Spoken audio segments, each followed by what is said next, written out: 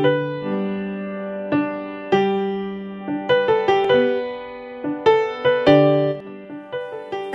আলাইকুম প্রিয় শিক্ষার্থীরা, কেমন আছো? আশা করি ভালো আছো। আলহামদুলিল্লাহ, আমিও ভালো আছি। অনলাইন ক্লাসে স্বাগতম জানিয়ে শুরু করছি আজকের ক্লাস। আমি Shamsun Nahar, Maliston school and college, Bangla মাধ্যম। তো প্রিয় শিক্ষার্থী বন্ধুরা, তোমরা তোমাদের সামনে তোমাদের সাহিত্য কণিকা বইটি বের করো এবং সাথে একটি কলম এবং খাতা নিয়ে নাও, যেন প্রয়োজনীয় তথ্যগুলো সুন্দরভাবে লিখে নিতে পারো। তাহলে চলো আমরা আমাদের আজকের ক্লাসটি শুরু করি। আজকে নতুন পাঠে যাওয়ার আগে তোমাদের পূর্বের ক্লাসে কি পড়ানো হয়েছে সেটা একটু যাচাই করে আসি। প্রিয় শিক্ষার্থীরা, তোমাদের পূর্ব পাঠে ছিল সারাংশ, সারমর্ম এবং নিমন্ত্রণপত্র। চলো সেখান থেকে দু একটা প্রশ্ন করি। সারাংশ এবং সারমর্ম কাকে বলে? সারাংশ একটি নির্দিষ্ট বিষয়ের উপর বিস্তারিতভাবে লিখিত এক বা একাধিক অনুচ্ছেদের মূল বক্তব্যটি সংক্ষেপে উপস্থাপন করা হলে এটিকে সারাংশ বলে। আর সারমর্ম বা ভাবার্থ কাকে বলে? সারমর্ম বা ভাবার্থ হচ্ছে কোনো কবিতায় বা পংক্তিতে কবি যদি তার ভাবটি প্রকাশ বা ব্যক্ত করতে চান আর তা যদি সংক্ষেপে উপস্থাপিত হয় তাকে সারমর্ম বা ভাবার্থ বলে। পত্র কাকে বলে? পত্র শব্দের আভিধানিক অর্থ চিহ্ন বা স্মারক। ব্যবহারিক অর্থে ব্যক্তিগত খবরাখবর ও বৈষয়িক কাজকর্মের জন্য লিখিত বিবরণীকে পত্র বলে। চিঠিপত্র মানুষের মনের ভাব বিনিময়ের জনপ্রিয় মাধ্যম।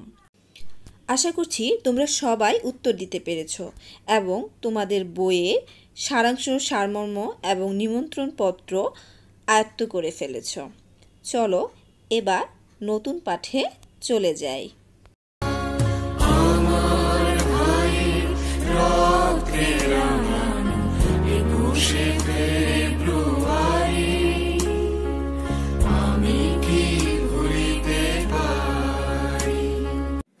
কি গানটা সবাই আমরা জানি, তাই না?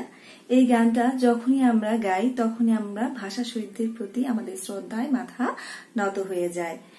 আর তোমরা বুঝতেই পারছো যে আজকে তোমাদের বিষয়টি কি। আজকে তোমাদের বিষয়টি হচ্ছে ২১-এর গান। আর এই গানটি রচনা করেছেন আব্দুল গাফফার চৌধুরী।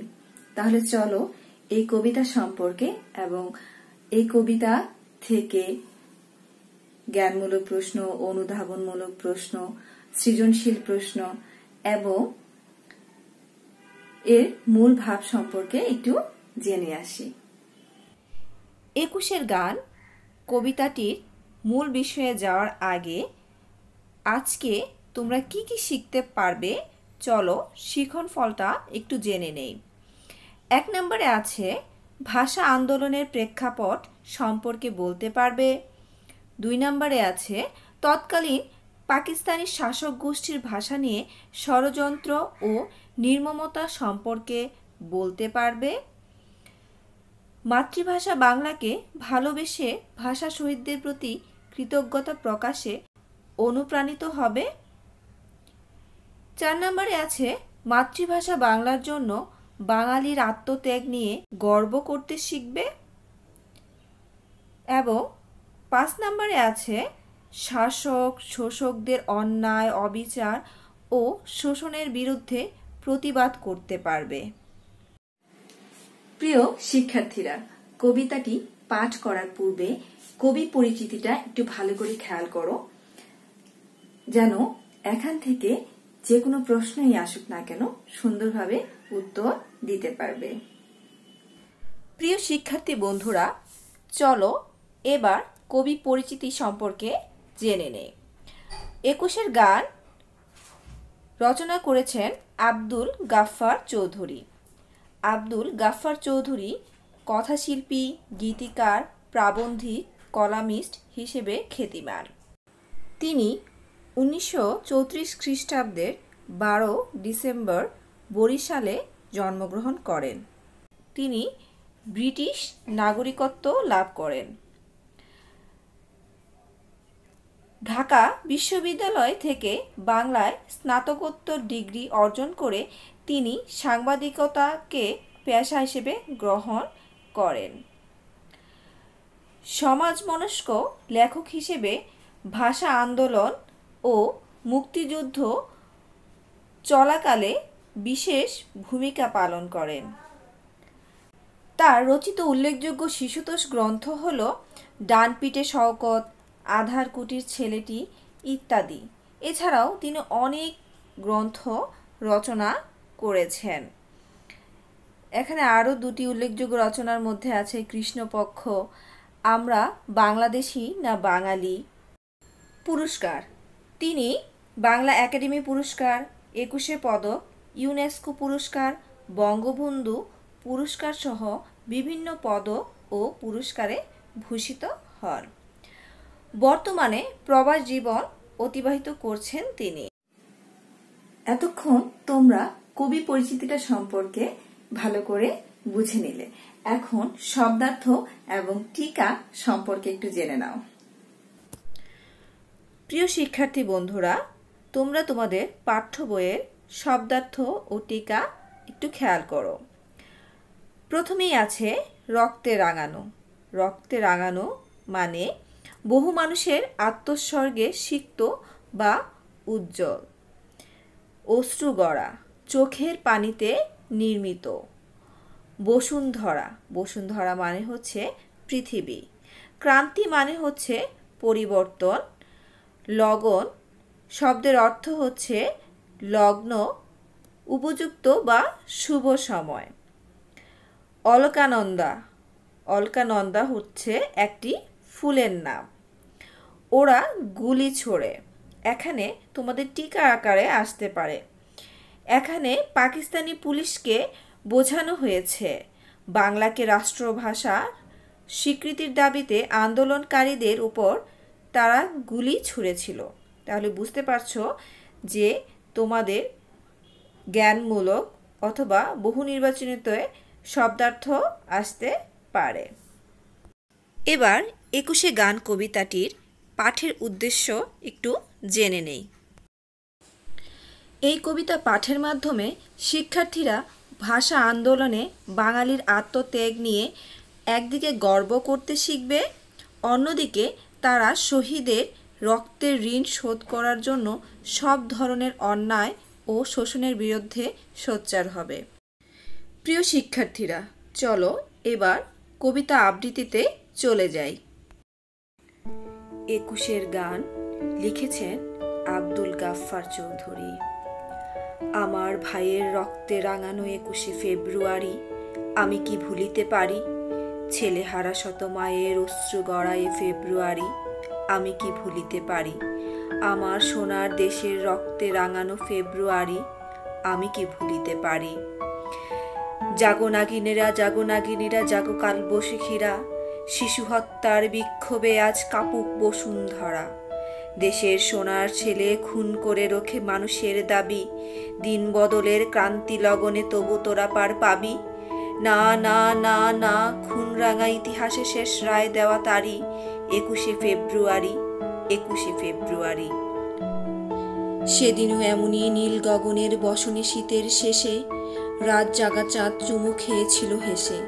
পথে পথে ফোটে রজনীগন্ধা, অলকানন্দা যেন এমন সময় ঝড় এলো, এক ঝড় এলো খেপা বনো। সেই আধারের পশুদের মুখ চেনা, তাহাদের তরে মায়ের বোনের ভাইয়ের চরম ঘৃণা। ওরা গুলি ছোড়ে এদেশের প্রাণে দেশের দাবিকে রোখে, ওদের ঘৃণ্য পদাঘাত এই বাংলার বুকে। ওরা এদেশের নয়, দেশের ভাগ্য ওরা করে বিক্রয়। ওরা মানুষের অন্ন বস্ত্র শান্তি নিয়েছে কারি 21 ফেব্রুয়ারি, 21 ফেব্রুয়ারি। তুমি আজ জাগো, তুমি আজ জাগো 21 ফেব্রুয়ারি, আজও জালিমের কারাগারে মরে বীর ছেলে বীর নারী। আমার শহীদ ভাইয়ের আত্মা ডাকে, জাগো মানুষের সুপ্ত শক্তি হাটে মাঠে ঘাটে পাকে। দারুণ ক্রোধের আগুনে আবার জ্বালবো ফেব্রুয়ারি, 21 ফেব্রুয়ারি, 21 ফেব্রুয়ারি। প্রিয় শিক্ষার্থীরা, এতক্ষণ তোমরা কবিতা আবৃত্তিটা শুনলে এখন আমি এই কবিতাটি ভালো করে বুঝিয়ে দিচ্ছি। এই কবিতার প্রত্যেকটি লাইনেই তোমাদের অনুধাবনমূলক প্রশ্ন থাকবে। সেগুলো তোমরা যদি এখন একটু ভালো করে বুঝে নাও তাহলে পরবর্তীতে অনুধাবন প্রশ্নগুলো সুন্দরভাবে লিখতে পারবে। এবং এই কবিতার মধ্যে ছোট ছোট যে জ্ঞানমূলক প্রশ্নগুলো আছে সেগুলো তোমরা বলতে পারবে। তো চলো আমরা প্রথমে একটু দেখে নেই, আমার ভাইয়ের রক্তে রাঙানো 21শে ফেব্রুয়ারি আমি কি ভুলিতে পারি। এই চরণ দুটির দ্বারা কি বোঝানো হয়েছে? 21-এর গানে আব্দুল গাফফার চৌধুরী 1952 সালের 21শে ফেব্রুয়ারি ভাষা আন্দোলনে বাঙালির আত্মত্যাগের বিষয়টি তুলে ধরেছেন। বাঙালি এই দিনটিকে একটি রক্তাক্ত ইতিহাস হিসেবে জানে। এই দিন বাঙালি তার ভাইদের হারিয়েছে। তাদের ভাইয়ের রক্ত দিয়ে রাঙানো সেই 21শে ফেব্রুয়ারি কি তারা ভুলতে পারে? তাই শহীদদের আত্মত্যাগের কথা ভোলা যায় না। ছেলে হারা শত মায়ের অশ্রু গড়ায় ফেব্রুয়ারি আমি কি ভুলিতে পারি। আমার সোনার দেশের রক্তে রাঙানো ফেব্রুয়ারি আমি কি ভুলিতে পারি। এই চরণগুলো দ্বারা বোঝানো হয়েছে এই ফেব্রুয়ারি সন্তান হারারও শত শত মায়ের চোখের জলে গড়া। আমরা তা ভুলতে পারি না। 21শে ফেব্রুয়ারি যে রক্ত ঝরেছে তা আমার দেশের সোনার ছেলেদের বুকের রক্ত। সেই শহীদদের রক্তে যে ফেব্রুয়ারি রাঙানো তা কবিও ভুলতে পারেন না, আমরাও ভুলতে পারি না। জাগো নাগিনীরা, জাগো নাগিনীরা, জাগো কালবৈশাখীরা, শিশু হত্যার বিক্ষোভে আজ কাপুক বসুন্ধরা। কবি এদেশের মানুষকে শিশু হত্যার প্রতিবাদ বিক্ষোভে পৃথিবী কাঁপিয়ে তুলতে বলেছেন। তাদেরকে নাগিনী এবং কালবৈশাখী বলে তাদের শক্তিমত্তাকে তুলে ধরেছেন। দেশের সোনার ছেলে খুন করে রোখে মানুষের দাবি, দিন বদলের ক্রান্তি লগনে তবু তোরা পার পাবি। এখানে কবি বলতে চেয়েছেন যারা এদেশের সোনার ছেলেদের নির্বিচারে হত্যা করেছে, তাদের দাবি রুখে দিতে চেয়েছে, তাদের উচিত জবাব দিতে হবে। দিন বদলের দিনে তাদের আর রেহাই নেই। না না না না, খুনরাঙা ইতিহাসে শেষ রায় দেওয়া তারই 21শে ফেব্রুয়ারি, 21শে ফেব্রুয়ারি। কবি আরও বলতে চেয়েছেন সেই শোষকরা আর পার পাবে না। খুনরাঙা 21-এর ইতিহাস এমনই রায় দিয়েছে, প্রতিশোধ নিতে হবে। আর এই প্রতিশোধের মূলে অনুপ্রেরণা হচ্ছে 21শে ফেব্রুয়ারি। সেদিনও এমনই নীল গগনের বসনে শীতের শেষে রাতজাগা চাঁদ চুমু খেয়েছিল হেসে। পথে পথে ফোটে রজনীগন্ধা অলকনন্দা যেন, এমন সময়ে ঝড় এলো, এক ঝড় এলো খ্যাপা বুনো। সেদিনও নীল আকাশে শীতের শেষে চাঁদ উঠেছিল। চাঁদ জ্যোৎস্না ছড়িয়ে পৃথিবীকে স্নিগ্ধতার ভরিয়ে দিয়েছিল। কোন দিনের কথা বলা হয়েছে তোমরা বুঝতে পেরেছ? হ্যাঁ, 21শে ফেব্রুয়ারির দিনে। পথে পথে রজনীগন্ধা অলকানন্দা ফুল ফুটেছিল। ঠিক তখন ঝড় এসেছিল। সেই ঝড়ে সব তছনছ করে দিয়েছিল। ভাষার দাবিতে রুখে দাঁড়িয়ে তরুণ তাজা প্রাণ রাজপথে রক্ত ঢেলে দিয়েছিল। সেই আধারের পশুদের মুখ চেনা, তাহাদের তরে মায়ের বোনের ভাইয়ের চরম ঘৃণা। ওরা গুলি ছুড়ে এদেশের প্রাণের দেশের দাবিকে রোখে, ওদের ঘৃণ্য পদাঘাত এই বাংলার বুকে। ওরা এদেশের নয়। এখানে কবি বোঝাতে চেয়েছেন সেই অন্ধকারেও পশুদের মুখ এদেশের মানুষের ঠিক চিনে নিয়েছিল। পশুরা কারা? এখানে পাকিস্তানিদের কথা বলা হয়েছে।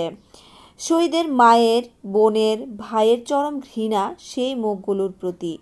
এদেশের মানুষের প্রাণের দাবিকে রুখে দিতেই বর্বর শত্রুরা সেদিন গুলি চালিয়েছিল। সেদিন বাঙালি এই বাংলার বুক থেকে সেই বর্বরদের নিশ্চিহ্ন করার শপথ নিয়েছিল। এদেশের বুকে ছিল শত্রুর পদাঘাতের চিহ্ন, কারণ তারা এদেশের ছিল না। দেশের ভাগ্য ওরা করে বিক্রয়, ওরা মানুষের অন্ন বস্ত্র শান্তি নিয়েছে কারি। 21শে ফেব্রুয়ারি, 21শে ফেব্রুয়ারি। তারা তারা বলতে কাদেরকে বোঝানো হয়েছে তোমরা বুঝতেই পারছো।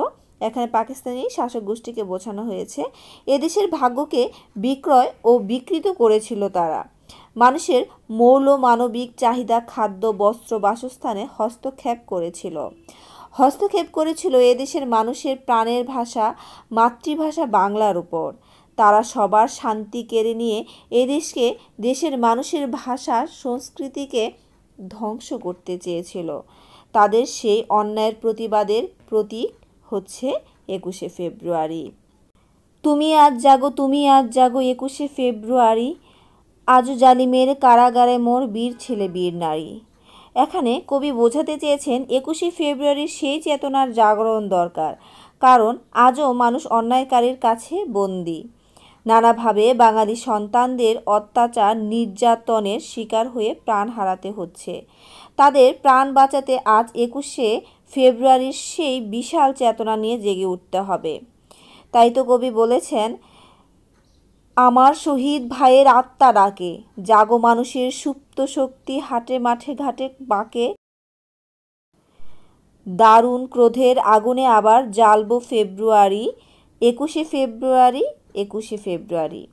অর্থাৎ শহীদ ভাইয়ের আত্মা ডাকছে হাটে মাঠে ঘাটে নদীর বাঁকে, যেখানে যত মানুষ আছে, যাদের চেতনা সুপ্ত হয়ে আছে, তাদের সেই সুপ্ত শক্তির জাগরণ ঘটানোর জন্য, তাদের ক্রোধের আগুন জ্বালিয়ে দেওয়ার জন্য, তাদের শান্তি ও মুক্তির জন্য, শত্রুর কারাগার ভেঙে বেরিয়ে আসার জন্য ফেব্রুয়ারি অনুপ্রেরণা হিসেবে কাজ করবে। 21শে ফেব্রুয়ারির চেতনা অমর অক্ষয়। তো প্রিয় শিক্ষার্থী বন্ধুরা, তোমরা এই সম্পূর্ণ কবিতাটি আশা করি বুঝতে পেরেছ। শিক্ষার্থী বন্ধুরা, এখন তোমরা পাঠ্য বইয়ের পাঠ পরিচিতিটা একটু খেয়াল করো। 1953 খ্রিস্টাব্দে হাসান হাফিজুর রহমান সম্পাদিত 21শে ফেব্রুয়ারি সংকলনে 21-এর গান প্রথম ছাপা হয়। তাহলে এখানে একটি প্রশ্ন খেয়াল করো যে 1953 সালে হাসান হাফিজুর রহমানের সম্পাদিত হচ্ছে 21শে ফেব্রুয়ারি গানটি সংকলন করা হয়েছিল এবং তখনই প্রথম ছাপা হয়েছিল। এখানে আসতে পারে যে 21শে গান প্রথম কবে ছাপা হয়েছিল। এখানে 1952 খ্রিস্টাব্দে সংগঠিত ভাষা আন্দোলনে বাঙালি ছাত্র জনতার আত্মোৎসর্গকে স্মরণ করা হয়েছে। ভাষা আন্দোলনের রক্তদান কিছুতেই বিস্মৃত হওয়া যায় না। এখানে অন্যায়ভাবে গুলিবর্ষণকারী তৎকালীন পাকিস্তানি শোষকদের বিরুদ্ধে বাঙালি জাতির জাগ্রত প্রতিরোধ গড়ে তোলার প্রত্যয় ব্যক্ত হয়েছে। মূল কথা যে 1952 সালে সংগঠিত ভাষা আন্দোলনের জন্য ছাত্র জনতার যে আত্মত্যাগের কথাটাই বলা হয়েছে এবং আত্মত্যাগের মাধ্যমে আমরা আমাদের রাষ্ট্রভাষা বাংলা পেয়েছি। সৃজনশীল প্রশ্নের উত্তর লেখার নিয়ম। 1 নম্বরে দেখো, একটু খেয়াল করো। সৃজনশীল প্রশ্নের উত্তর লেখার জন্য পাঠ্য বিষয়ের উপর স্পষ্ট ধারণা থাকতে হবে। একটি গল্প, প্রবন্ধ বা কবিতার শিক্ষণীয় বিষয়টি কী তা জানতে হবে। তোমরা যে বিষয়টা পড়বে সেটার উপরে তোমাদের সম্যক একটা ধারণা থাকতে হবে। 2 নম্বরে প্রশ্নে প্রদত্ত উদ্দীপকটি পড়ে মূল কথাটি ভালোভাবে বুঝতে হবে। 3 নম্বরে উদ্দীপকের সঙ্গে গল্প, প্রবন্ধ বা কবিতার কী সাদৃশ্য বা বৈসাদৃশ্য, মিল বা গরমিল আছে তা বুঝতে হবে। 4 নম্বরে আছে উদ্দীপকটি একটি গল্প, প্রবন্ধ বা কবিতার সমগ্র ভাবকে ধারণ করে নাকি আংশিক ভাব ধারণ করে, সে কথা বুঝতে হবে। তো প্রিয় শিক্ষার্থীরা, দেখো এখানে এই বিষয়গুলো যদি খেয়াল করো তাহলে তোমাদের সৃজনশীল প্রশ্ন লিখতে সহজ হবে। এখানে একটা প্রশ্নের গঠন বা বিভাজন দেওয়া আছে, একটু খেয়াল করো যে জ্ঞানমূলক প্রশ্ন এটা দেয়া আছে যে এক বাক্যে তোমরা লিখবে একটি প্যারায়। অনুধাবনমূলক প্রশ্ন এখানে 2টি প্যারা দেওয়া আছে। প্রয়োগমূলক প্রশ্ন জ্ঞানমূলক, অনুধাবনমূলক এবং প্রয়োগমূলক এই 3টি প্যারায় ভাগ করা হয়েছে এবং উচ্চতর দক্ষতামূলক প্রশ্নগুলোকে 4 ভাগে এখানে ভাগ করা হয়েছে 4টি প্যারায়। তো একটু বিস্তারিত এই গঠনটা একটু বিস্তারিতভাবে একটু দেখে আসি। ক নম্বরে জ্ঞানমূলক, তোমরা জানো এটা 1 নম্বর প্রশ্নের উত্তর। এটি বই থেকে হুবহু আসবে। জ্ঞানমূলক জ্ঞান স্তরের প্রশ্নে যা চাওয়া হয় শুধু তা এক বাক্যে ঠিকভাবে লিখবে। খ নাম্বারে অনুধাবনমূলক জ্ঞান যোগ অনুধাবন। এখানে প্রশ্নের মান হচ্ছে 2। বই থেকে লিখবে, অবশ্যই বই থেকে লিখতে হবে। বিষয়টি বুঝতে পারলে কেবল উত্তর করা যাবে। অনুধাবনমূলক প্রশ্নের উত্তর 2টি প্যারায় লিখবে। গ নাম্বারে প্রয়োগমূলক জ্ঞান যোগ অনুধাবন, অবশ্যই বই থেকে এবং প্রয়োগ উদ্দীপক থেকে তোমরা লিখে নেবে এবং শেষের লাইনের সাথে এক বাক্যে তোমার মতামতটি প্রকাশ করবে। আর এটার মান হচ্ছে 3। বই থেকে হুবহু আসবে না। এই অংশে শিক্ষার্থীর অর্জিত জ্ঞানের প্রয়োগ করার ক্ষমতা যাচাই করা হয়। বইয়ের বিষয়বস্তুর সঙ্গে প্রশ্ন সংশ্লিষ্ট উদ্দীপক বিষয়বস্তুর মিল বা সাদৃশ্য অথবা বৈসাদৃশ্যপূর্ণ অংশটুকুর উত্তর দিতে হবে। প্রয়োগমূলক প্রশ্নের উত্তর 3টি প্যারায় লিখতে হবে। তাহলে বুঝতে পেরেছ যে এই 3 নাম্বারের জন্য তোমাকে 3টি প্যারার মাধ্যমে সুন্দরভাবে লিখে নিতে হবে। এবার একটু ঘ নাম্বারটা খেয়াল করো। উচ্চতর দক্ষতামূলক জ্ঞান যোগ অনুধাবন, অবশ্যই বই থেকে, প্রয়োগ হচ্ছে উদ্দীপক থেকে এবং সিদ্ধান্ত বই এবং উদ্দীপকের আলোকে তোমার নিজস্ব একটা মতামত এখানে দিতে হবে। আর এই প্রশ্নের মান হচ্ছে 4টি প্যারায় তোমরা লিখবে। এখানে সুন্দরভাবে দেখো যে বই থেকে হুবহু আসবে না। এই অংশে শিক্ষার্থীর অর্জিত জ্ঞানকে একাধিক শিক্ষণফলের আলোকে বিশ্লেষণ করার ক্ষমতা যাচাই করা হয়। উচ্চতর দক্ষতামূলক প্রশ্নে চিহ্নিত বিষয়বস্তুকে আগের 3টি স্তরের আলোকে বিশ্লেষণ করে নিজের মত লিখতে হবে। তাহলে প্রিয় শিক্ষার্থীরা, তোমরা বুঝতে পেরেছো কিভাবে তোমরা এই সৃজনশীল প্রশ্নগুলো লিখবে। আর এই নিয়মগুলো যদি খেয়াল করো তাহলে তোমাদের সৃজনশীল প্রশ্ন লিখতে আর কোনো সমস্যা হবে না। এতক্ষণ তোমরা সৃজনশীল প্রশ্ন কিভাবে লিখতে হবে সেটা সম্পর্কে জানলে। এখন অনুধাবনমূলক প্রশ্ন এখানে 3টি দেওয়া হয়েছে। তোমরা একটু ভালো করে খেয়াল করো এগুলোর উত্তরগুলো, যেন তোমরা পরবর্তীতে লিখতে পারো। 1 নম্বর প্রশ্নে আছে, ফেব্রুয়ারিকে মায়ের অশ্রু গড়া বলা হয়েছে কেন? জ্ঞান অংশটুকু হচ্ছে, 21শে ফেব্রুয়ারিতে মাতৃভাষার সম্মান বাঁচাতে বাংলা মায়ের সন্তানরা শহীদ হন বলে ফেব্রুয়ারিকে মায়ের অশ্রু গড়া বলা হয়েছে।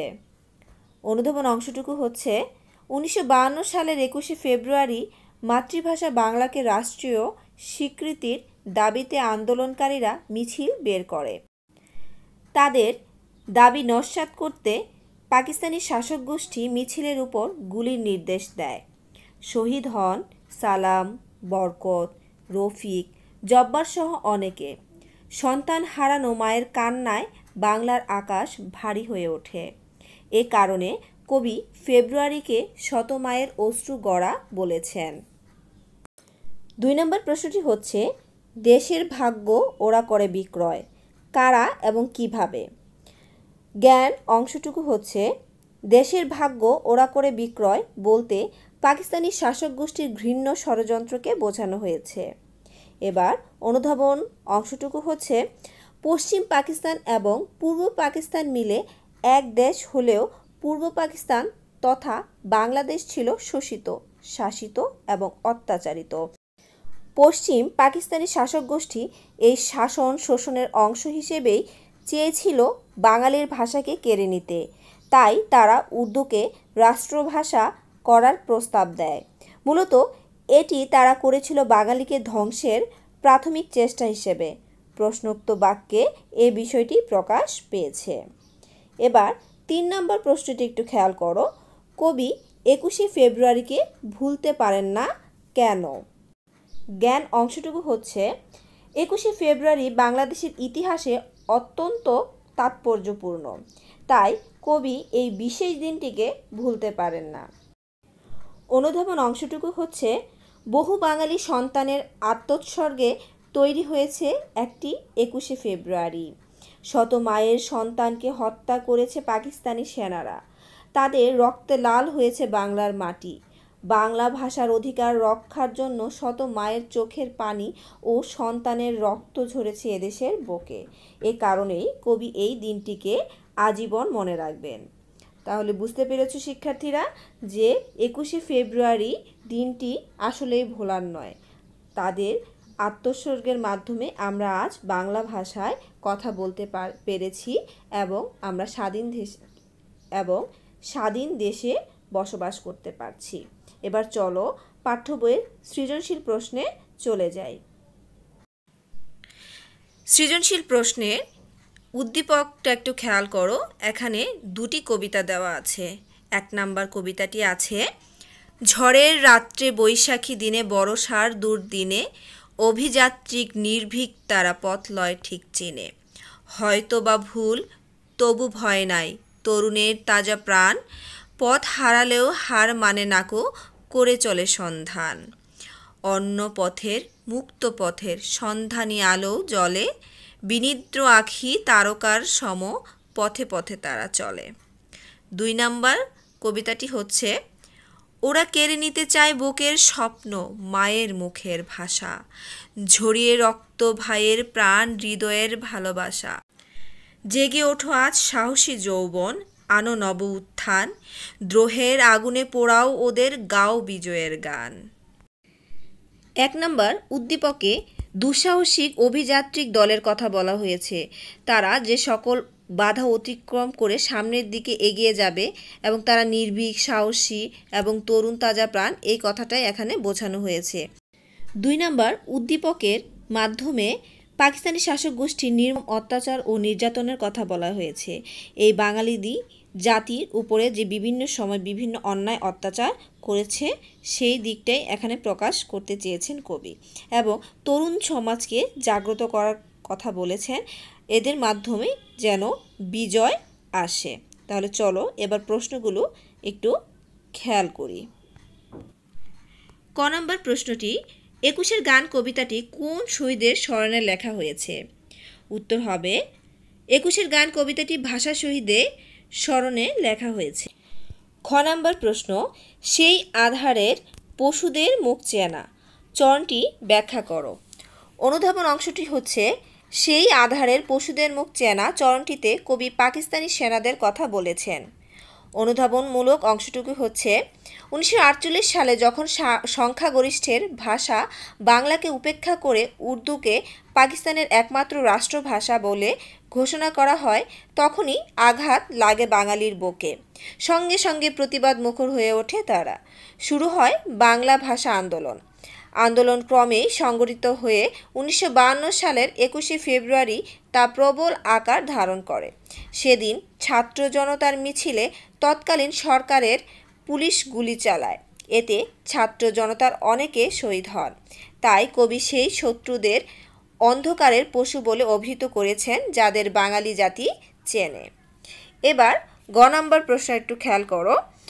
দ্বিতীয় উদ্দীপকের আলোকে 21-এর গান কবিতায় বর্ণিত ওরা এদেশের নয় চরণটি ব্যাখ্যা করো। জ্ঞান অংশটুকু হবে, উদ্দীপক 2 এর আলোকে বলা যায় 21-এর গান কবিতায় বর্ণিত ওরা এদেশের নয় চরণটি উদ্দীপকের সাথে সাদৃশ্যপূর্ণ। অনুধাবন অংশটুকু একটু খেয়াল করো, অবশ্যই তোমরা বই থেকে লিখবে। 21-এর গান কবিতায় কবি বলেছেন ওরা এদেশের নয়। উদ্দীপকেও ওরা এবং আলোচ্য কবিতায় ওরা একই। ওরা পাকিস্তানি শাসক গোষ্ঠী। ওরা হত্যা করে এদেশের মানুষকে, ওরা এদেশের নয় বলে এদেশের মানুষের রক্ত ঝরিয়েছে নির্বিকার চিত্তে। দেখা যায় 1952 সালের 21শে ফেব্রুয়ারি বাঙালি জাতির সত্তার সঙ্গে জড়িয়ে রয়েছে, কারণ এই দিনেই বাঙালি অন্যায়ের বিরুদ্ধে প্রতিবাদ করেছে, ভাষার জন্য জীবন দিয়েছে বাংলার বীর সন্তানেরা। উদ্দীপক 2-এ বর্ণিত হয়েছে পাকিস্তানি শাসক গোষ্ঠীর নির্মম অত্যাচার ও নির্যাতনের কথা। তারা বাঙালির ভাষার উপর আঘাত করার মধ্য দিয়ে কেড়ে নিতে চায় বাঙালির বুকের স্বপ্ন। নির্মমভাবে গুলি করে হত্যা করে বাঙালি সন্তানদের। তাদের রক্তে রঞ্জিত হয় রাজপথ। তাই আমরা বলতে পারি যে উদ্দীপক 2-এর আলোকে 21-এর গান কবিতায় বর্ণিত ওরা এদেশের নয় চরণটি উদ্দীপকের সাথে সাদৃশ্যপূর্ণ। ঘ নম্বর প্রশ্নটি হচ্ছে, প্রথম উদ্দীপকের যিনি অভিযাত্রী তিনি 21-এর গান কবিতার ভাষা সহিত বিশ্লেষণ করো। জ্ঞান অংশটুকু হচ্ছে, প্রথম উদ্দীপকের যিনি অভিযাত্রী তিনি 21-এ গান কবিতার ভাষা সহিত। মন্তব্যটি যথার্থ। অনুধাবন অংশটুকু হচ্ছে, 21-এ গান কবিতার ভাষা শহীদেরা বাংলার সাহসী দামাল ছেলে, কারণ তারা পাকিস্তানিদের বুলেটের ভয় উপেক্ষা করে সামনে এগিয়ে গিয়েছে মাতৃভাষা বাংলাকে রাষ্ট্রভাষার মর্যাদায় অধিষ্ঠিত করতে। পাকিস্তানিদের রুদ্র মূর্তি তাদের আন্দোলনকে স্তব্ধ করতে পারেনি। আত্মত্যাগের মাধ্যমে তারা মাতৃভাষা বাংলার অধিকার অর্জন করেছে। প্রয়োগমূলক অংশটুকু তোমরা উদ্দীপক থেকে লিখবে। উদ্দীপকে দুঃসাহসিক অভিযাত্রিক দলের কথা বলা হয়েছে।